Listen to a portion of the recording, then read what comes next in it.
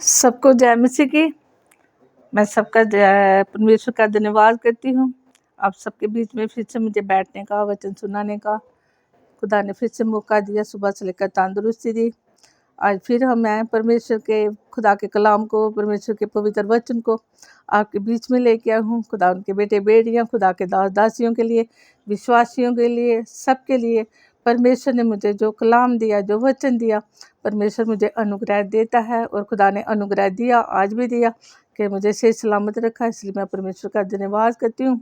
परमेश्वर ने जैसे ही हम कल सीख रहे थे, परमेश्वर के कलाम में से हमने सीखा था, आमोस में सीखा था हमने, ना, आमोस के 8 में 11 और 12 आयत में देखा था हमने कि परमेश्वर एक समय आएगा, खुदा का कलाम तो खुदा का वचन नहीं मिलेगा। तो परमेश्वर क्यों कहता है हमें नए मन के लिए? हमें परमेश्वर ने, जैसे कि मैंने बताया था, इसकल के भी बताया था 36 का, उसने बताया था 11 और 12 में कि परमेश्वर हमें क्या करेगा? नया मन देगा, नया मन देगा और हमारे हृदय से कठोर मन को निकाल कर मांस का हृदय हमें देगा, जिसमें परमेश्वर की चुनौतियाँ, उसकी आज्ञा, उसकी व्यवस्था के अनुसार हम चलने पाएंगे। इसलिए हमें क्या है? नए मन की ज़रूरत है। ऐसे ही नीति वचन में भी हम देखते हैं, खुदा के जो राजा सुलेमान था, दाऊद का, खुदा के दास का बेटा था, उसने ये अपने जीवन में सीखा। उसने बहुत सारी बुद्धि पाई थी परमेश्वर से, तो उसने भी बहुत सारी गलतियां किया। वो परमेश्वर ने उसको बहुत सारी बुद्धि का वरदान दिया था, सब कुछ दिया, मगर उसने क्या किया? परमेश्वर ने उसको बुद्धि का वरदान दिया था, मगर उसने क्या किया? अपनी मर्जी के अनुसार चल के परमेश्वर की उन आशीषों को जब खोया, तब फिर से वो परमेश्वर के पास आया। तो फिर ये उसने सीखा कि सबसे ज़्यादा क्या करनी है? अपने मन की रक्षा के लिए हमें प्रार्थना करनी है। हम देखेंगे नीति वचन उसका 4, उसकी 23 वर्ष में देखेंगे। नीति वचन 4 चैप्टर उसका 4 वर्सेस में हम देखेंगे। मैं पढ़ देती हूँ आपके लिए। सबसे अधिक अपने मन की रक्षा कर, क्योंकि जीवन का मूल स्रोत वही है। मैं परमेश्वर का धन्यवाद करती हूँ कि परमेश्वर का, खुदा का पाक वचन, खुदा के दास जो खुदा राजा सुलेमान थे, जो दाऊद के बेटे थे, परमेश्वर के, उन्होंने जो परमेश्वर को सब कुछ पाया। उसने तो सिर्फ बुद्धि का वरदान मांगा था, मगर परमेश्वर ने उससे खुश होकर उसने सब कुछ संपत्ति दे रही थी, और परमेश्वर ने जो कुछ उसे मांगा उससे बढ़कर उसे दिया। मगर उसने क्या किया? वो सारी आशीषों का उल्लंघन किया। उसने ऐसे किया उसने कि खुदा की सारी बुद्धि के वरदान को खो दिया। जब वो फिर प्रभु के पास आया, पश्चाताप किया, पापों से अंगीकार किया, मन फिराया, फिर परमेश्वर के पास आया, बड़ी देर बाद, अपने जीवन के बाद, उससे इतना जिंदगी जी के उसे समझ आया कि मैंने क्या किया? बहुत सारी गलतियां की। उसने अन्य जातियों की जो लड़कियां थी उनसे शादियां की, और उन्होंने कहा हमारे लिए मंदिर बना। उसने उनके लिए मंदिर बनाए, पहले परमेश्वर की हैकल भी बनाई, मगर उनके लिए वो मंदिर भी बनाता गया। उनके साथ वो उसी जगह पर जाने लगा जिस जगह से परमेश्वर को घृणा थी। परमेश्वर ने मना किया था इस जगह पर नहीं जाना, इसलिए उसने वो काम किया और बुद्धि को क्या कर दिया? नष्ट कर दिया। इसलिए परमेश्वर ने जब उसे बुद्धि फिर से वापस दी, फिर उसने कहा कि सबसे ज़्यादा क्या करना है? अपने मन की रक्षा करनी है। अपने मन की जब हम रक्षा करेंगे, तभी हम, परमेश्वर हर दिन हमारे मन के अंदर जब परमेश्वर का आत्मा काम करेगा, तभी हम बुराई से बचेंगे, तभी हम खुदा के वचनों को अपने अंदर ले सकेंगे। इसलिए खुदा के कलाम में हमने कल भी देखा था, उसमें लिखा था इसकेल उसके 36 के बीच में लिखा था हमने, 26 में उसमें लिखा था कि मैं तुम्हें नया मान दूंगा। परमेश्वर का धन्यवाद। इसलिए हमें नए मन की क्या है? ज़रूरत है। जब हमारे अंदर नया मन आएगा, तभी हम परमेश्वर के लिए, खुदा की सेवकाई के लिए, परमेश्वर की महिमा करने के लिए, परमेश्वर के राज्य की खोज करने के लिए, परमेश्वर को वचन को ढूंढने के लिए, उसे पाने के लिए, उसके साथ संगति करने के लिए हमारे अंदर एक चाहत उत्पन्न होगी। इसलिए पतरस ने भी प्रचार किया, तो उसने भी पृथ्वी के काम में ये प्रचार किया। उसने भी जब प्रचार किया, उसने भी कहा पहले मन फिराओ, पश्चाताप करो, फिर बपतिस्मा लो, तो फिर तुम क्या करो? पवित्र लोगों की संगति में आओ। यूहन्ना बपतिस्मे ने जब प्रचार किया यीशु मसीह के आने से पहले, उसने भी यही प्रचार किया कि मन फिराओ, है ना, मन फिराओ क्योंकि खुदा का राज्य निकट है। यीशु मसीह उसके बाद आए थे, है ना, उससे ही आके उन्होंने क्या किया, बपतिस्मा लिया। उसने कहा मैं तो एक क्या कहता हूँ, पानी से बपतिस्मा देता हूँ, जो मेरे बाद आएगा वो तुम्हें रूह कुदस से बपतिस्मा देगा। इसने उसने भी यीशु मसीह की क्या की, महिमा भी। हम पुराने नियम में देखते हैं, वहाँ भी मन के बारे में बात हो रही है। अगर हम नए नियम में देखते हैं तो वहाँ भी मन की बात हो रही है। इसलिए हमारा मन का बदलना क्या है, बहुत ही ज़रूरी है। मन कैसे हम बदलेंगे, इसलिए पवित्र आत्मा की सहायता की क्या हमें ज़रूरत है। हमें परमेश्वर के पास आना होगा, अपनी गलतियों का अंगीकार करना होगा। हम पढ़ देंगे, आज हिजकेल की किताब में पढ़ेंगे, हम देखेंगे पुराने नियम में हम हिजकेल उसकी 18 की 30 से लेके हम 32 तक पढ़ेंगे। प्रभु यहोवा की ये वाणी है, ऐ इस्राएल के घराने, मैं तुमसे हर एक मनुष्य का न्याय करके चाल चलन के अनुसार ही करूँगा। पश्चाताप करो और अपने सब अपराधों को छोड़ो, तभी तुम्हारा अधर्म तुम्हारी ठोकर खाने का कारण ना होगा। अपने सब अपराधों को जो तुमने किए हैं दूर करो, अपना मन और अपनी आत्मा बदल डालो। इस्राएल के घराने, तुम क्यों मरो, क्योंकि प्रभु यहोवा की ये वाणी है, जो मरे उसके मरने से मैं प्रसन्न नहीं होता। इसलिए पश्चाताप करो, तभी तुम जीवित रहोगे। इसलिए उसने कहा तुम्हें नए मन की क्या है, जरूरत है। प्रभु कहते हैं कि प्रभु यहोवा की ये वाणी है, जो कोई मरे मैं उसके मरने से प्रसन्न नहीं होता।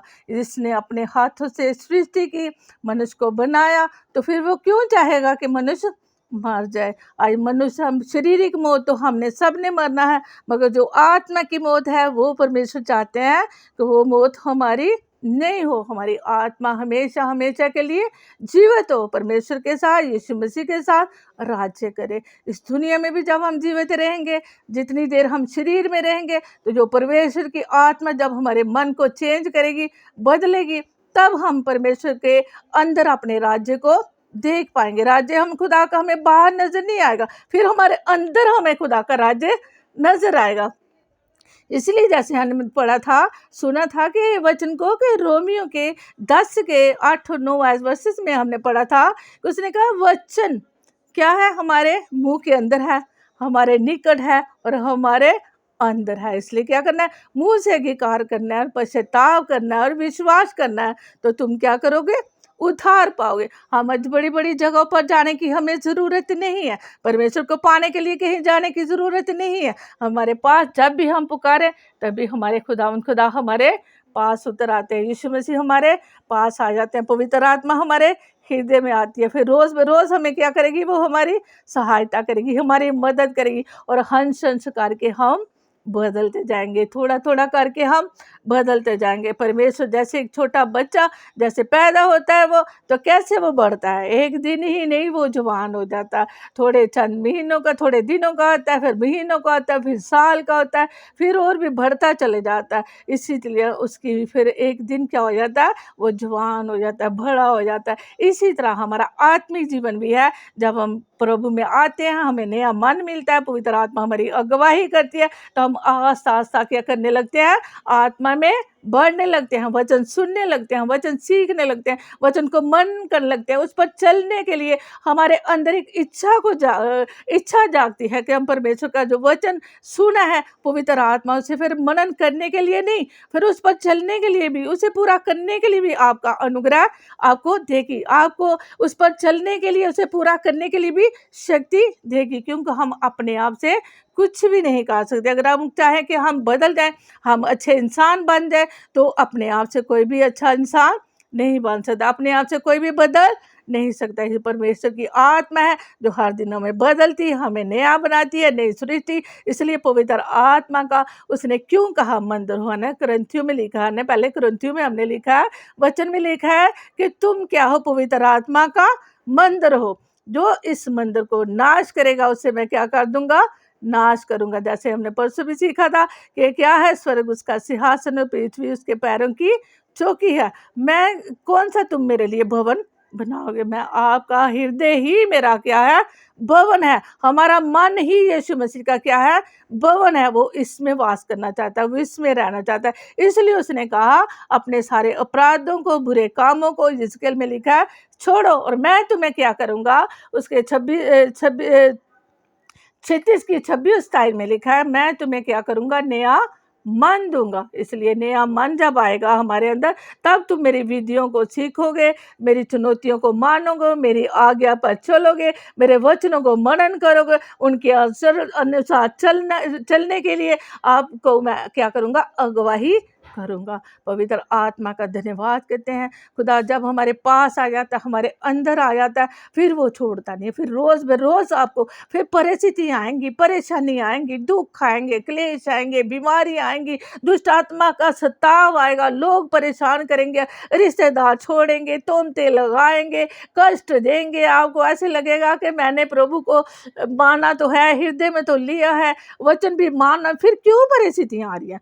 वो इसलिए आ रही हैं, वो हमें परमेश्वर में बढ़ाने के लिए, आगे बढ़ा पर लेकर जाने के लिए। वो बुराइयां ही हमारी भलाई का, एक परमेश्वर के बीच में बढ़ने का कारण बन जाती है। वो जितना भी सताव दुख आएगा हमारे जीवन में या आता है, वो हमें परमेश्वर के नजदीक की पहचान में लेके आता है। फिर हम क्या करते हैं, उन दुखों के बीच भी हम जब परमेश्वर का धन्यवाद करते हैं, परमेश्वर के वचन में लिखा है, धन्यवाद करने वाला क्या करता है, मेरी महिमा करता है। परमेश्वर इस कलाम को, इस वचन को जो भी मुझे दिया परमेश्वर ने, मन के बारे में हम देख रहे हैं, परमेश्वर ने हमें अच्छा मन देने के लिए परमेश्वर ने कहा। इसलिए पुराने नियम में भी हम देखते हैं, नए नियम में भी देखते हैं, हम यीशु मसीह मन के बारे में बात कर रहे हैं। वो बोलते हैं हमें क्या करना है, नया मन। उसने कहा, दाऊद बादशाह जैसे अपने भजनों में कुंजा में लिखता है, वो भी यही कहता है, जूफे से मुझे धो और मुझे कर शुद्ध कर दे, मेरे मन को शुद्ध कर दे, नया मन मेरे अंदर उत्पन्न कर दे और अपनी पवित्र आत्मा उधार मुझे दे दे।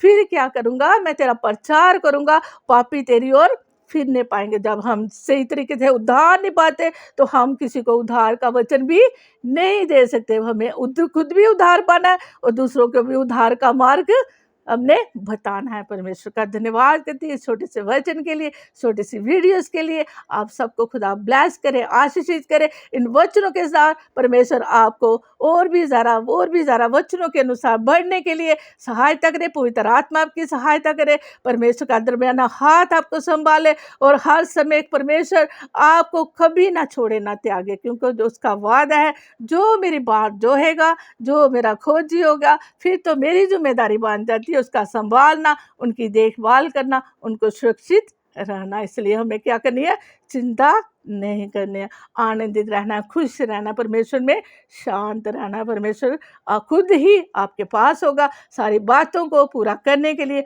आपको शक्ति प्रदान करेगा। छोटी सी वीडियो के लिए, छोटे से वचन के लिए मैं परमेश्वर का धन्यवाद करती हूँ। आपके बीच में आने के लिए, मेरी सहायता मदद की, वचन सुनाने के लिए मेरी मदद की। खुदा ने मुझे सिखाया और परमेश्वर ने मुझे सिखाया, चिताया, उसके लिए मैं धन्यवाद करती हूँ। तो मैं आपके पास पहुँच सकी, खुदा का धन्यवाद करती हूँ। सबको जय मसीह जी।